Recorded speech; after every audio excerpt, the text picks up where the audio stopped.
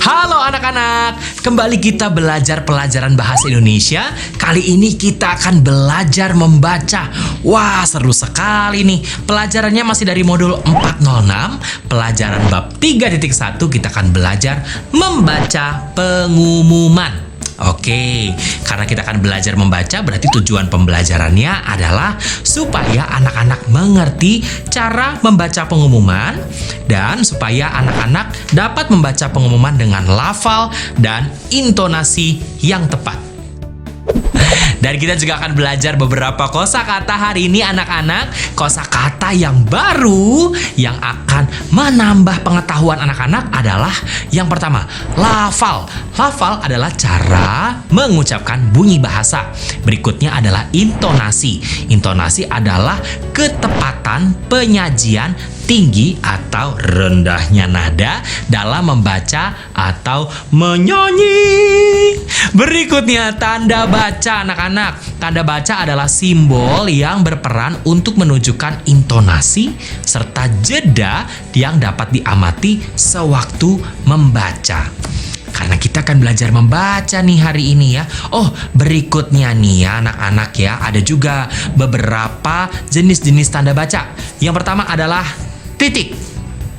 Titik berfungsi untuk menandai akhir kalimat. Dan intonasi dalam membaca apabila ada tanda titik adalah berhenti dengan jeda agak lama sebelum melanjutkan membaca kalimat berikutnya. Itu kalau titik. Berikutnya koma. Gambarnya bisa dilihat ya. Kalau koma gimana ya? Kalau koma fungsinya untuk memisahkan anak kalimat atau hal-hal yang disebutkan dalam kalimat. Intonasi koma dalam membaca itu biasanya berhenti sebentar dengan jeda pendek sebelum melanjutkan membaca kalimat berikutnya. Lalu tanda baca berikutnya adalah tanda seru. Tanda seru fungsinya untuk menegaskan, memberi peringatan bahwa kalimat yang bertanda tanda seru tersebut perlu untuk diperhatikan. Nah, intonasi dalam membaca tanda seru adalah nada harus diberi penekanan agar pendengar lebih memperhatikan pesan yang ingin ditekankan. Lalu berikutnya tanda baca masih dari titik 2. Ini juga baru nih. Titik 2. Jadi fungsinya untuk mengawali penguraian suatu kalimat. Intonasi dalam membaca waktu ada tanda titik 2 adalah berhenti sejenak untuk memisahkan pokok informasi dengan detailnya. Kita akan masuk dalam materi kita membaca pengumuman. Nah, anak-anak, ada banyak hal sebetulnya yang perlu diperhatikan dalam membaca pengumuman. Tapi beberapa di antaranya ada 3. Yang pertama, bacalah dengan lafal yang jelas dan nyaring. Betul sekali. Berikutnya nomor 2 adalah memperhatikan penggunaan tanda baca dalam teks pengumuman. Dan yang ketiga adalah membaca dengan intonasi yang sesuai. Misalnya intonasi berita, tanya, atau perintah. Nah, berikutnya Bapak Riki akan menunjukkan cara membaca pengumuman. Lihat gambarnya.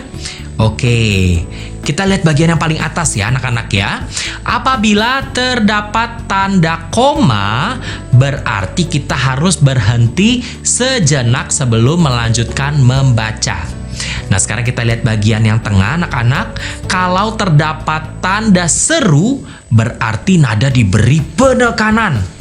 Dan berikutnya kalau terdapat tanda titik, berarti berhenti agak lama sebelum melanjutkan membaca ke kalimat berikutnya anak-anak. Sekarang kita lihat lagi contoh yang lain ya. contoh pengumuman kita lihat bagian tengah nih anak-anak ya.